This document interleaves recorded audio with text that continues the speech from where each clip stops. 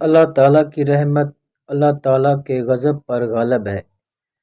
حضرت موسیٰ علیہ السلام کو اللہ تعالیٰ نے حکم دیا کہ سمندر کی طرف جاؤ، وہاں 3 کشتیاں ڈوبنے والی ہیں۔ حضرت موسیٰ علیہ السلام فوری حکم الہی کی تعمیل کرتے ہوئے سمندر کی جانب چل دیے۔ ساحل پرسکون تھا۔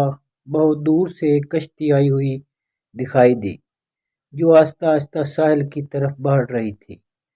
ابھی وہ کنارے سے کچھ ہی فاصلے پر تھی کہ حضرت موسیٰ نے آواز دی کہ اے کشتی والو، اللہ کا حکم آنے والا ہے، ہوشیار رہنا۔ انہوں نے جواب دیا، آپ جانتے ہیں کہ اللہ کے حکم کو کوئی نہیں ٹال سکتا، ہم تو اس کے بندے ہیں جو حکم الہی کے پابند ہیں۔ کشتی والے ابھی یہ بات کہہ ہی رہے تھے کہ اچانک ایک موج اٹھی اور کشتی ڈولنے لگی۔ سوار اپنے آپ کو بچانے کی کوشش کرنے لگے۔ اتنے میں ایک اور زبردست موج آئی اور کشتی کو اپنے ساتھ بہا کر سمندر کی تہہ میں لے گئی۔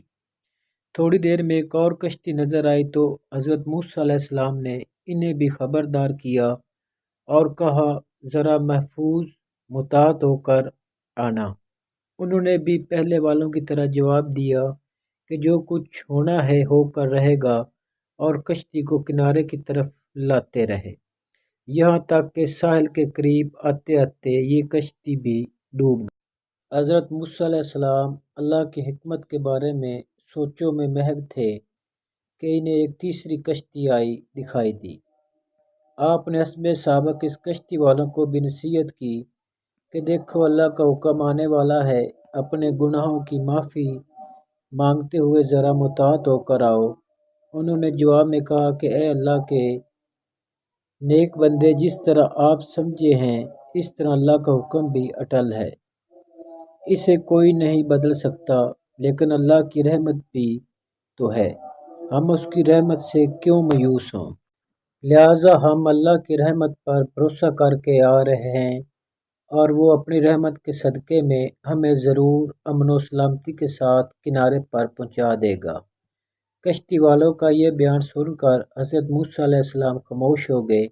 جب کشتی بحفاظت کنارے آ لگی تو اللہ کے پیغمبر سوچنے لگے کہ اللہ نے 3 کشتیاں ڈوبنے کا فرمایا تھا تو ڈوب گئیں، لیکن تیسری سلامتی کے ساتھ کنارے آ لگی، یہ کیسے بچ گئے؟ ارشاد باری تعالیٰ ہوا کہ اے موسیٰ، آپ نے سنا نہیں کہ تیسری کشتی والوں نے کیا کہا؟ انہوں نے میرے حکم کو تسلیم کیا تھا، میری رحمت کو آواز دی تھی اور اس پر پورا توکل اور بھروسہ بھی کیا تھا، تو اس لیے یہ کشتی میری رحمت کے طفیل بچ گئی، کیونکہ جو بھی میری رحمت کے دروازے پر آ کر صدا دیتا ہے میں اسے نا امید نہیں کرتا۔ حدیث میں آتا ہے کہ جب اللہ تعالیٰ نے مخلوقات کو پیدا فرمایا تو عرش پر لکھ دیا، میری رحمت میرے غضب پر غالب ہے۔ صحیح مسلم۔